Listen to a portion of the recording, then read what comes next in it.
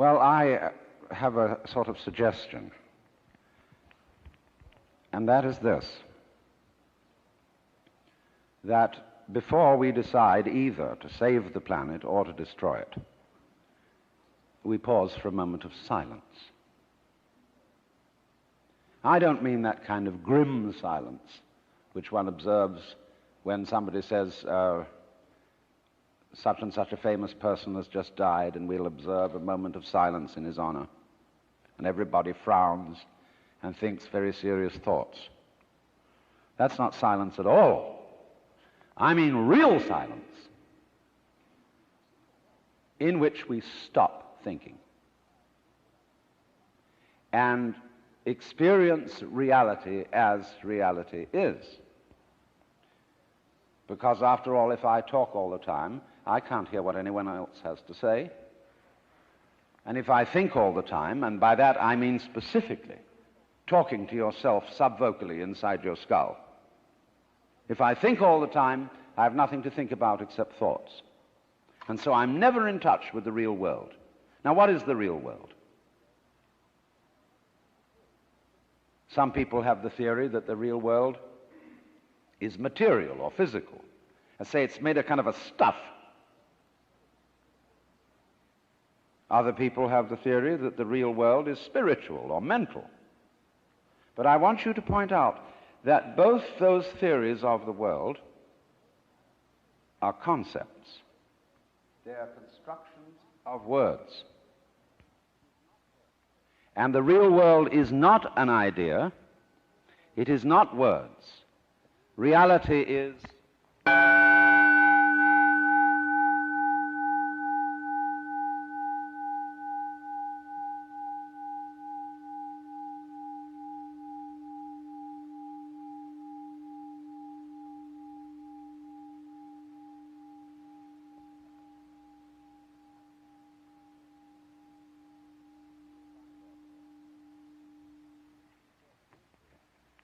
you'll find, therefore, that if you get with reality, all sorts of illusions disappear.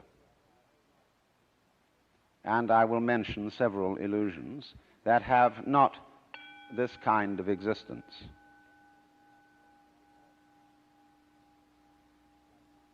Let's begin with some very down-to-earth ones, like money. Money is a very useful method of accounting. It is a measure of wealth in the same way as inches are measures of length and grams measures of weight. You cannot eat money. You could have a fantastic quantity of dollar bills and stock certificates on a desert island, and they would be useless to you. What you would need would be food and animals and companions. Money simply represents wealth in rather the same way that the menu represents the dinner. Only we are psychologically perverted in such a way that some of us would rather have money than real wealth. But you know, you cannot drive in 5 cars at once, even though they be Cadillacs. You cannot live simultaneously in 6 houses or eat 12 roasts of beef at one meal. There is a limit to what one can consume.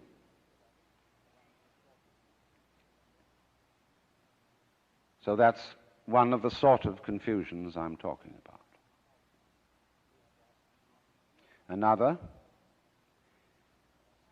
is that we confuse ourselves as living organisms with our idea of ourselves. That is to say, with a conception of myself which is called the personality or ego.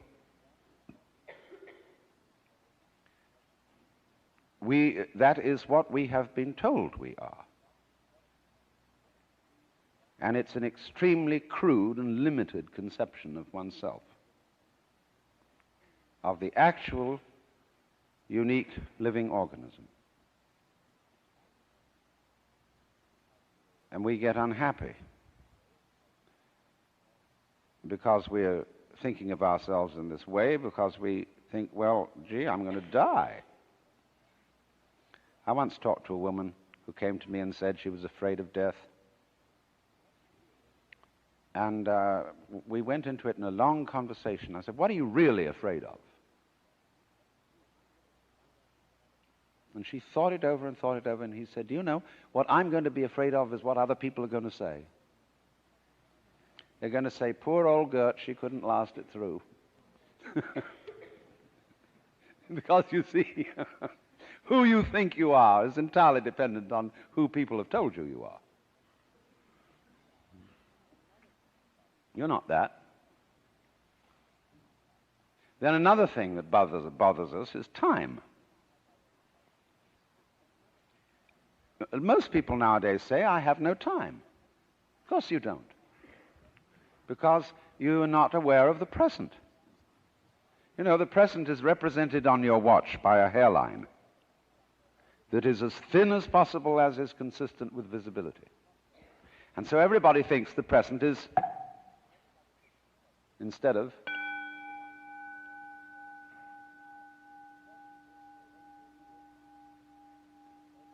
now, the present is the only real time. There is no past, and there isn't a future. And there never will be. We think ordinarily of the present as an infinitesimal point at which the future changes into the past. And we also do a terrible thing. We imagine ourselves to be results of the past. And we're always passing the buck over our shoulders, like when God approached Adam in the Garden of Eden and said, hast thou eaten of the fruit of the tree whereof I told thee thou shouldst not eat? And Adam said, this woman thou gavest me, she tempted me, and I did eat. And God looked at Eve and said, hast thou eaten of the fruit of the tree whereof I told thee thou shouldst not eat? And she said, the serpent beguiled me, and I did eat. And God, out of the corner of his eye, looked at the serpent. The serpent said nothing.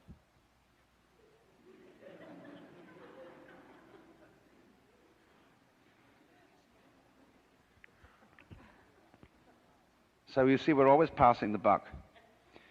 And don't realize that the past is caused by the present, as the wake of a ship flows back from the prow. Now, the wake doesn't drive the ship any more than the tail wags the dog.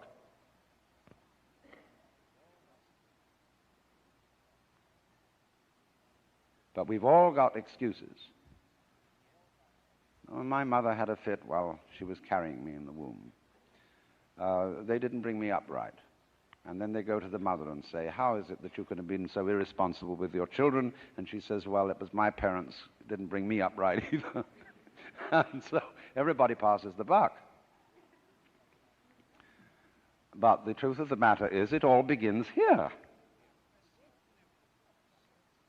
This is where the creation begins. And you're doing it and won't admit it. Because, of course, you're all God in disguise. Jesus found that out, and they crucified him for saying so. Because the Jewish people had a sense of God as the cosmic king, the boss. It was modeled on Pharaoh, on Cyrus of Persia. The King of Kings and the Lord of Lords was Cyrus's title. Kyrie eleison means Cyrus, have mercy on us.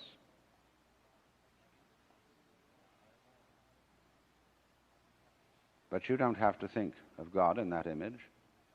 When modern Protestant theologians of the sort of liberal type are saying God is dead, they mean not that literally. They mean a certain image of God is dead,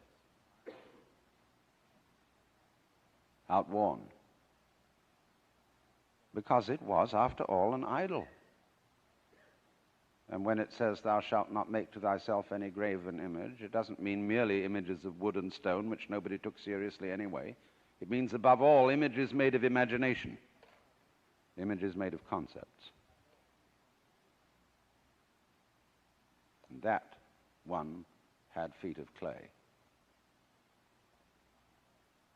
But it doesn't mean that God is dead, that life is nothing more than a trip from the maternity ward to the crematorium. It's much more spooky than that.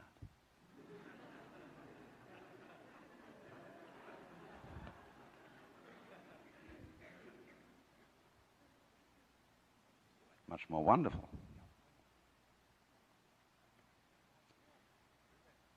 But you see,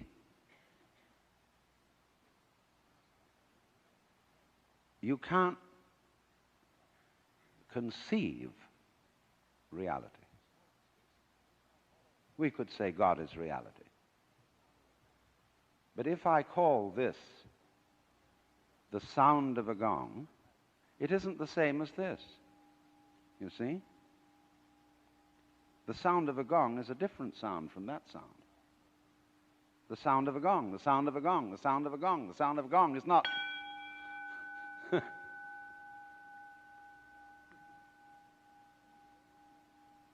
So then,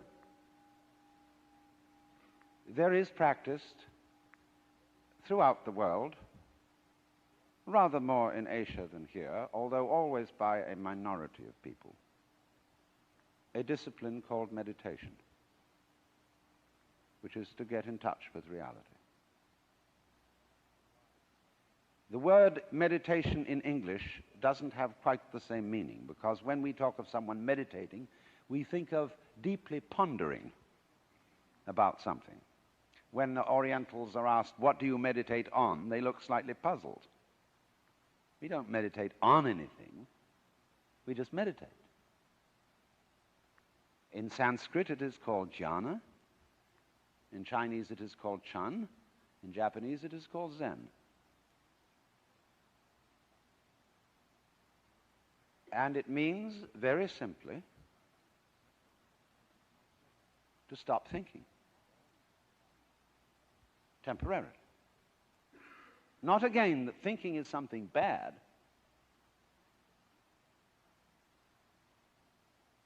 but if you don't, you have to stop thinking at certain times. Once you get the knack of that, you can do it even while you're thinking.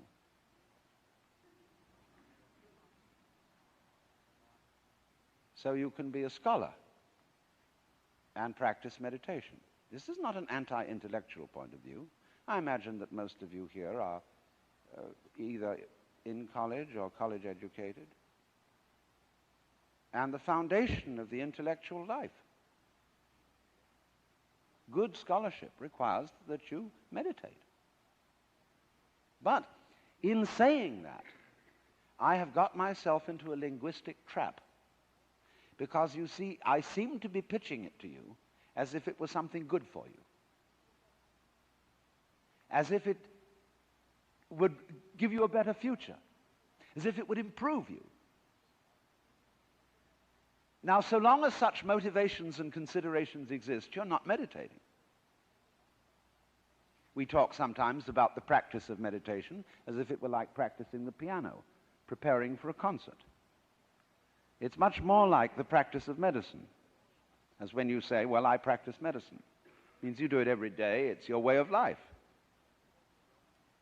So this is a very odd thing for Westerners to understand, and particularly for Americans,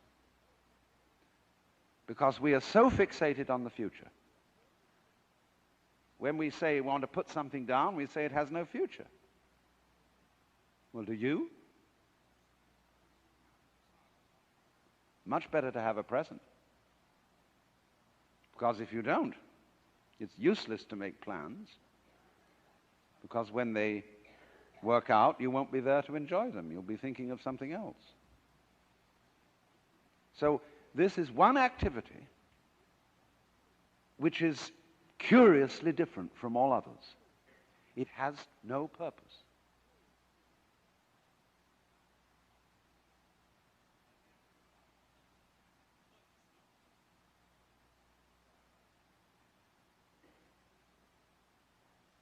It's rather like music or dancing in that respect. Why do you listen to music? Supposing there would be a culture with no music, would you consider that a high culture? But why do you do it? Well, some people say, well, we go to the concert to improve our minds. Well, if you do it that, you're not listening. As you see, music is peculiar in that it is a marvelous pattern of sounds that doesn't mean anything. There is some inferior music that means something. What we call program music, like the Tchaikovsky 1812 Overture, or some of Debussy's perpetrations, such as the Englutted Cathedral, where it's creating visual pictures, or imitating natural noises, the beat of horses' hooves, or rollings of military drums, and the sound of the waves, etc. Just imitation. Now, great music, as composed by Bach or Mozart, or the Hindu music, or some of the great contemporary composers, doesn't mean anything except itself. It isn't going anywhere. Otherwise, the fastest orchestras would be considered the best.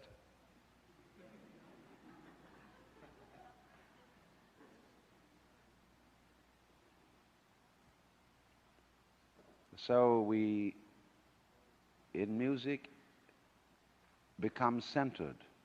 We come into the present. Not a hairline present, mind you. It's an expanded present, because if you had a hairline present, you wouldn't be able to hear one note after another. You wouldn't know what note you'd heard before. So you couldn't hear melody.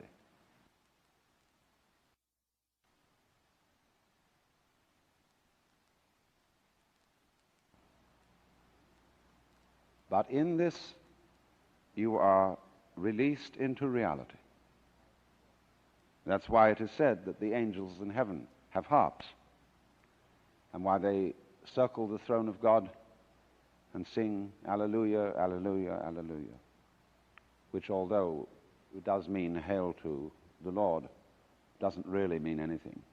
When you really get swinging with an Alleluia, it's just Alleluia. You don't think of the meaning of it, you see, because you can't think of the meaning of God. What does God mean? What is God useful for?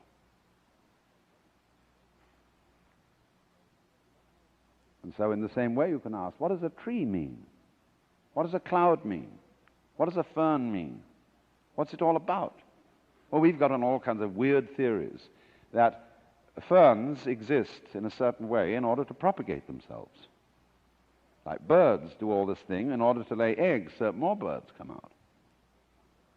And the whole point of that is that there shall be more birds still. This is a purely engineering approach to life.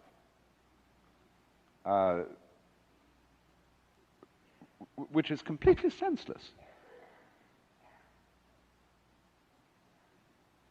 Things don't mean anything. Birds don't mean anything. Trees don't mean anything. Words mean something, yes, because they point to something beyond themselves. They're signs. But if you take words too seriously, you're like a person who climbs a signpost instead of going where it points.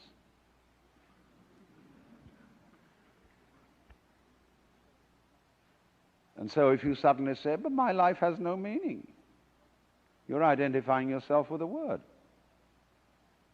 And that's what we do. If I would identify myself with Alan Watts, that would be identifying myself with a concept, with words. A rather complicated mess of words, to be sure. But still, I would have made that mistake.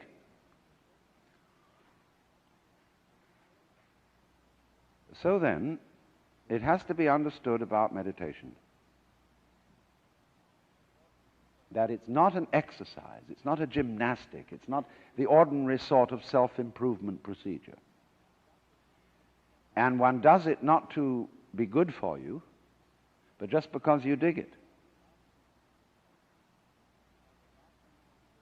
Because at last you find yourself in the center, the eternal now, in which past and future drop away.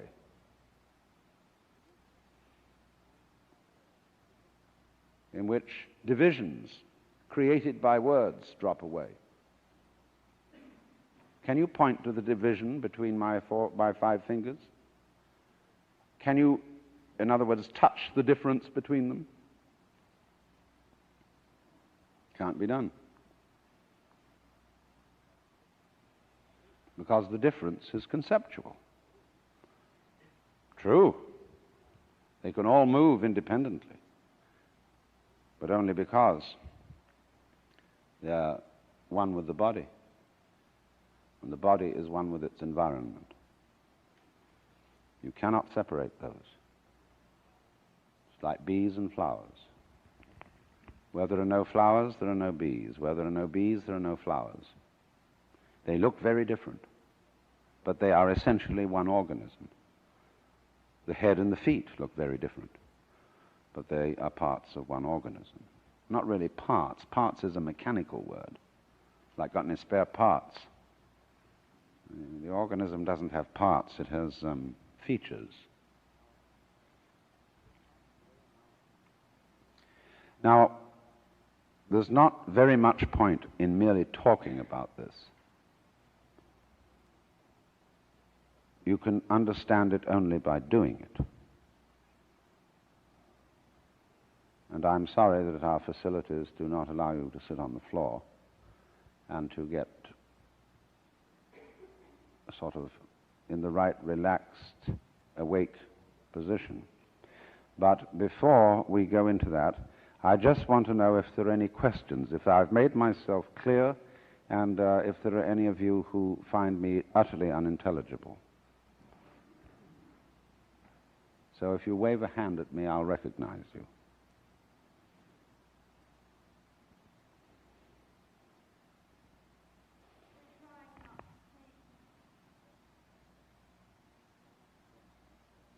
You must be careful about that.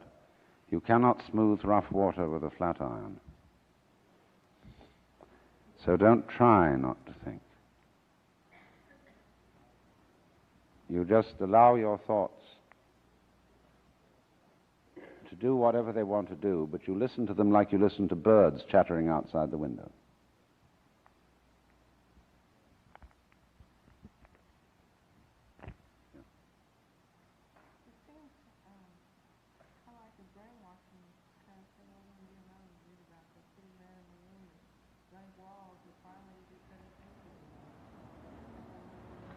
It would be, the question is, it sounds like brainwashing, like when in Vietnam they put prisoners of war in front of blank walls.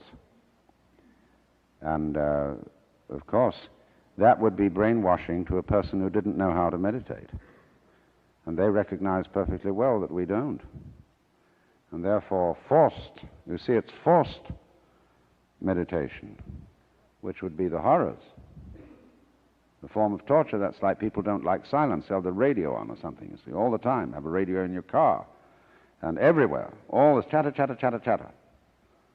We don't like silence, and therefore they know it's a torture for us.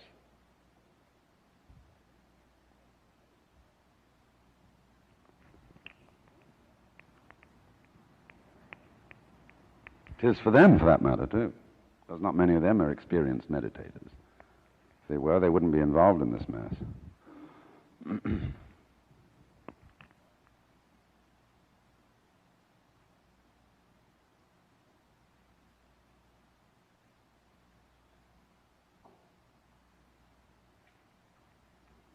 Yes.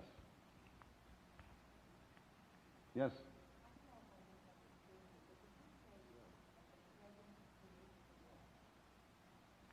Yes.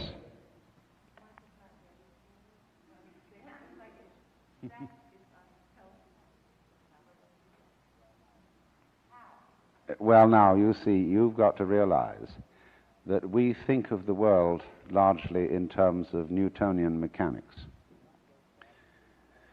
And that goes back to Greek philosophy,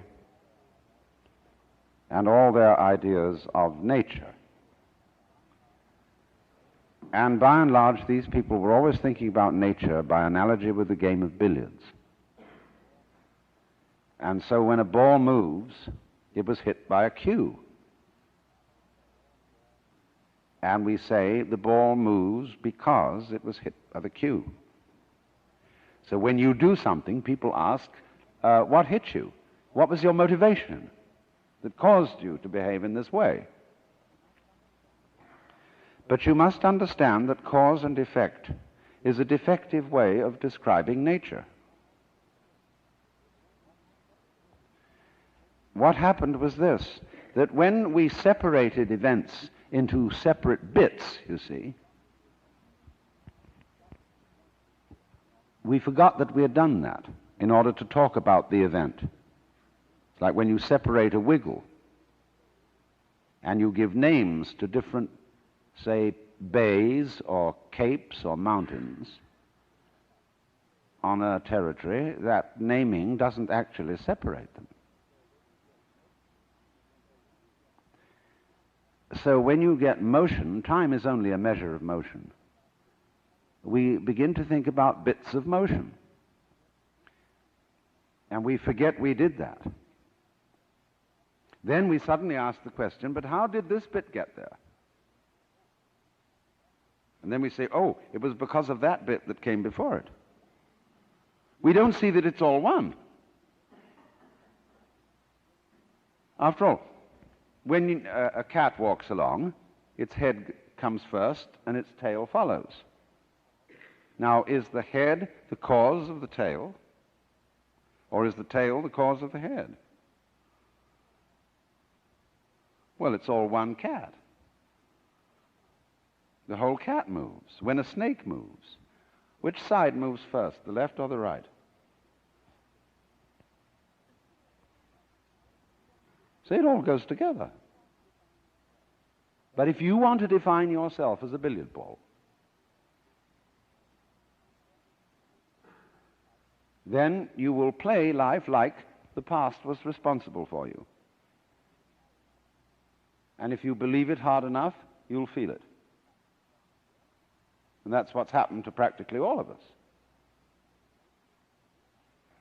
So we realize that we are living out of now and throwing the past behind us.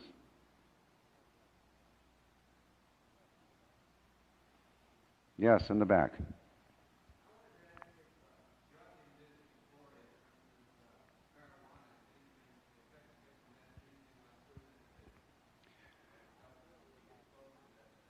I'm leery of answering such a question.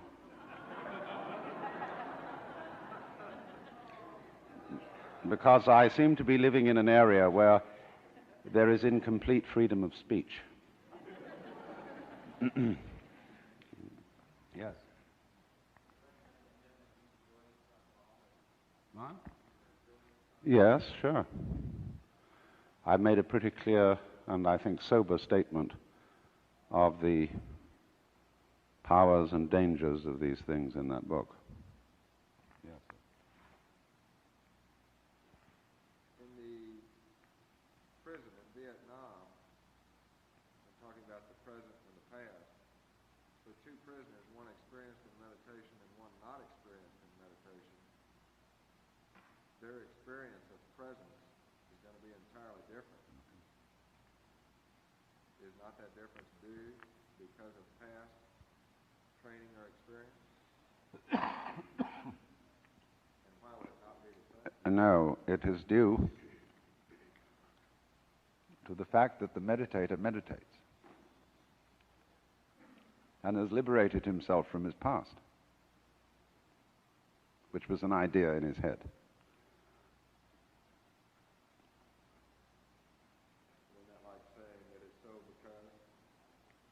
It's a little bit like that, but language is so structured that I cannot talk without this implication.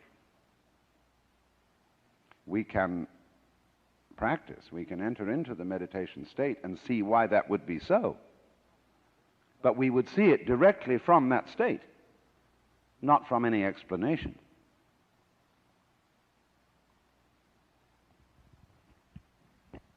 Yes, sir. How can I meditate when there is no I? When there is some implication in meditation? That's merely an illusion of grammar.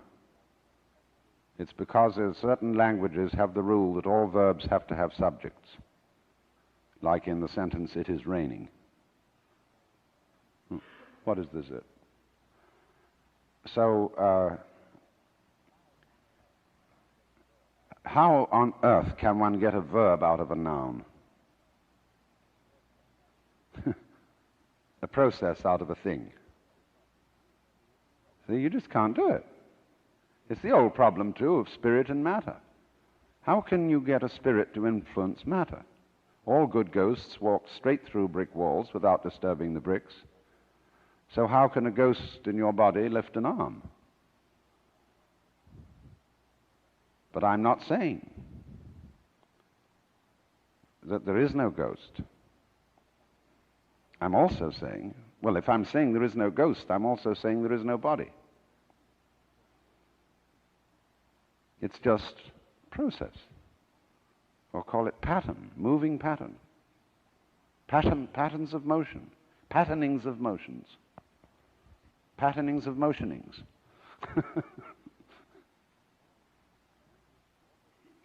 So we are always, you see, language keeps creating ghosts. And like the lightning flashed.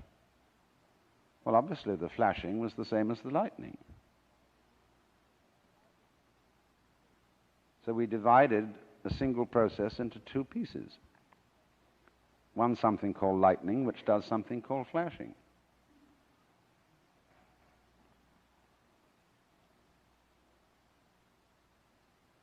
Yes, the gentleman in the white shirt.